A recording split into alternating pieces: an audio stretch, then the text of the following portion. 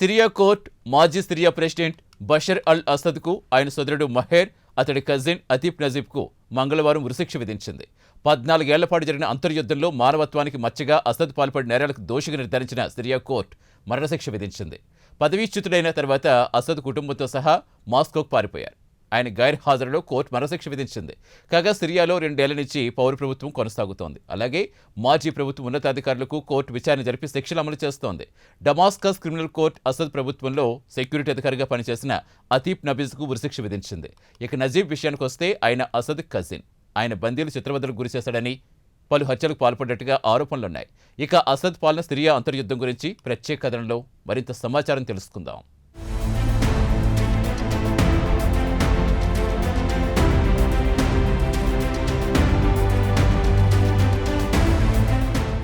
Syrian criminal court మంగళవారం నాడు పదవీచ్యుతుడైన మాజీ Syria president Bashar al Assad, ఆయన సోదరుడు మెహర్ అసద్ యుద్ధ నేరాలకు పాల్పడినందుకు మరణశిక్ష విధించింది. సిరియాలో 14 ఏళ్ల పాటు జరిగిన అంతర్యుద్ధంలో దాదాపు 5 లక్షల మంది ప్రాణాలు కోల్పోయారు. మానవత్వానికి వ్యతిరేకంగా యుద్ధ నేరాలకు పాల్పడినందుకు అసద్, ఆయన తమ్ముడు మహేర్కు కోర్టు మరణశిక్ష విధించింది. ఆయనతో పాటు ఆయన కజిన్ అతీఫ్ నజీబ్కు కూడా మరణశిక్ష విధించింది కోర్టు. 2011లో సిరియా దక్షిణాన కల డార్రా అణిచివేత చర్యలకు ఆయన నాయకత్వం వహించాడని కోర్టు నిర్ధారించింది. ప్రభుత్వానికి వ్యతిరేకంగా తిరుగుబాటు చేసిన వారిని ఆయన అత్యంత పాశవికంగా అణిచివేశాడని కోర్టు తప్పుపట్టింది. ఇక సిరియా క్రిమినల్ కోర్టులో అత్యంత కట్టుదిట్టమైన భద్రత మధ్య నసీబ్ను కోర్టులో ఒక బోన్లో నిలబెట్టారు.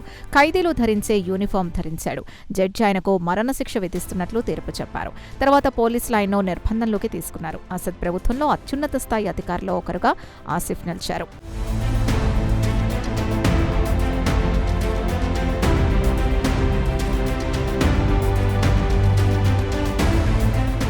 ఇక సిరియన్ మీడియాలో వస్తున్న కథనాల ప్రకారం చూస్తే, నసీబ్ విషయానికి వస్తే ఆయన మాజీ సిరియన్ ఆర్మీ బ్రిగేడియర్ జనరల్ కూడా.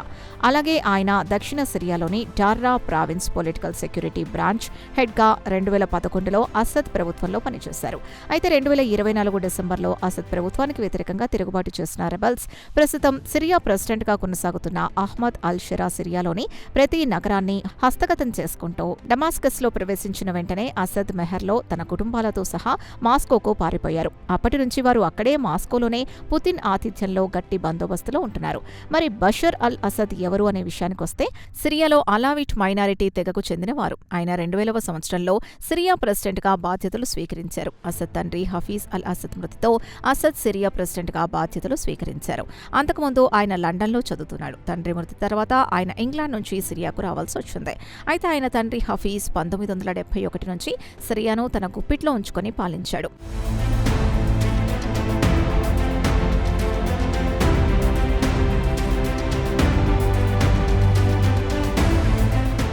సిరియాను అసద్ తండ్రి నిరంకుశంగా పాలించాడు. సిరియాలో మైనారిటీలైన అలావీట్లకు అత్యంత కీలకమైన స్థానాల్లో నియమించాడు. సోవియట్ రష్యాకు అనుకూలంగా ఉన్న హఫీజ్కు సిరియాలో తిరుగే లేకుండా పోయింది. ఇక ప్రెసిడెన్షియల్ ఎన్నికల్లో బష్ అల్ అసద్ ఏకగ్రీవంగా అధికారంలోకి వచ్చాడు. అసద్లకు భయపడి ఎవరూ పెదవి విప్పేవారు కూడా కాదు. అయితే అరబ్ దేశాల్లో మొదలైన అరబ్ స్ప్రింగ్ సెగ ప్రత్యక్షంగా సిరియాపై పడింది.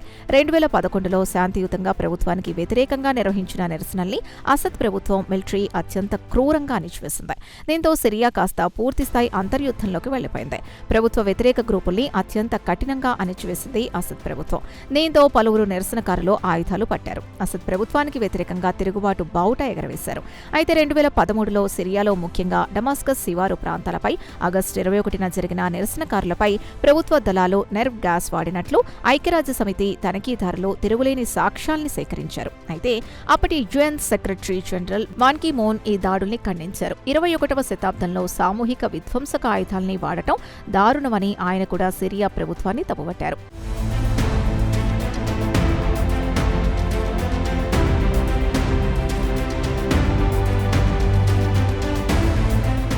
కడు పేదరిక నుంచి పైకొచ్చి బాత్ పార్టీకి నాయకత్వం వహించి 1970ల అధికారాన్ని హస్తం చేసుకున్నాడు హఫీజ్ అల్ అసద్. ఏడాది తర్వాత అంటే 1971లో ఆయన దేశ అధ్యక్షుడిగా బాధ్యతలు చేపట్టారు. తండ్రి మృతి తర్వాత 2000వ సంవత్సరంలో జరిగిన ఏకగ్రీవ ఎన్నికల ద్వారా అసద్ అధికారంలోకి వచ్చారు. అయితే 3 దశాబ్దాల పాటు సిరియాను పాలించిన తన తండ్రి నీడలో అసద్ పెరిగాడు. సోవియట్ యూనియన్కు మిత్రుడిగా ఉన్న ఆయన సిరియాలో మైనారిటీ వర్గాలకు, అతని తెగ అలవిట్ ప్రజలకు కీలకమైన రాజకీయ పదవులు, సామాజిక సామాజిక సైనిక పదవుల్ని అప్పగించారు. ఇక సిరియాను అసద్ కుటుంబం అత్యంత నిరంకుశంగా పాలించింది.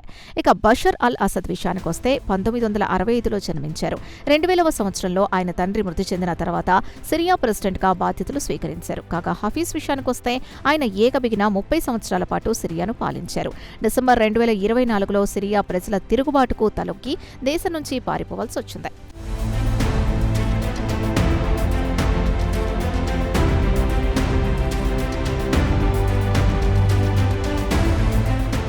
ఇక అసద్ ప్రభుత్వం విషయానికొస్తే ప్రభుత్వంలో మైనారిటీలైన అలావైట్ మైనారిటీలకు కీలకమైన పదవులు కట్టబెట్టారు. ఇక సిరియా విషయానికొస్తే మెజారిటీ సున్నీ మతస్థులే. అయితే అసద్లో షియా మతస్థులు కావడంతో వారు ఇరాన్కు దగ్గర కావాలనుకునేవారు. అయితే దీనికి ఇస్రాయెల్తో పాటు అమెరికాలు అసద్లను వ్యతిరేకించేవారు. ఇరాన్తో కలవరాదని ఒత్తిడి పెంచేశారు. అయితే 2011లో అంతర్యుద్ధం మొదలైంది. ప్రభుత్వానికి వ్యతిరేకంగా డెర్రా రీజియన్లో నిరసనల్ని అసద్ ఉక్కుపాతంతో అణిచివేయడంతో పాటు విషపూరిత వాయువుల్ని ప్రయోగించి చంపాలనుకున్నాడు. అటు నుంచి మొదలైన యుద్ధం 2024 డిసెంబర్ వరకు కొనసాగింది. రెబల్స్ అసద్ ప్రభుత్వానికి వ్యతిరేకంగా యుద్ధం చేసి సిరియాలోని ఒక్కో నగరాన్ని ఆక్రమించుకుంటూ చివరకు డమాస్కస్ వరకు చేరుకున్నారు. దీంతో అసద్ సైనికులు చేతులెత్తేశారు. ప్రస్తుతం సిరియా ప్రెసిడెంట్గా ఉన్న అహ్మద్ అల్ షెరారా డిసెంబర్ 2024లో సిరియాను కైవసం చేసుకున్నాడు.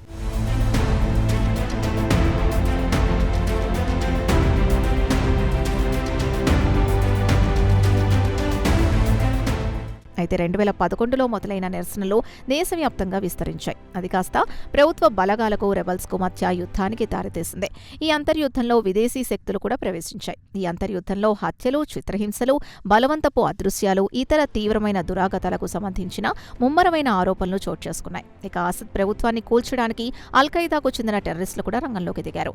అబూ మహ్మద్ అల్ జోలానీ విషయానికొస్తే ఆయన మాజీ అల్-ఖైదీ టెర్రరిస్టులు. ఆయన తలపై $10 మిలియన్ రివార్డు ప్రకటించింది అమెరికా.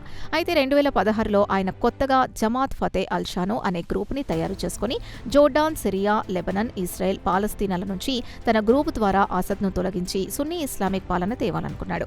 ఇక ఈ యుద్ధంలో విదేశీ శక్తులు కూడా పాలు పంచుకున్నాయి. ఉదాహరణకు షియా మెజారిటీ దేశాలు ఇరాన్, ఇరాక్, లెబనాన్కు చెందిన హెజ్బొల్లా అసద్కు మద్దతు పలికాయి. అదేవిధంగా రష్యా కూడా అసద్కు మద్దతుగా నిలిచింది. రష్యా కూడా తన బలగాలతో రెబల్స్పై దాడులు చేసింది. ప్రస్తుతం మాస్కోలో పుతిన్ సంరక్షణలో ఉన్నాడు అసద్.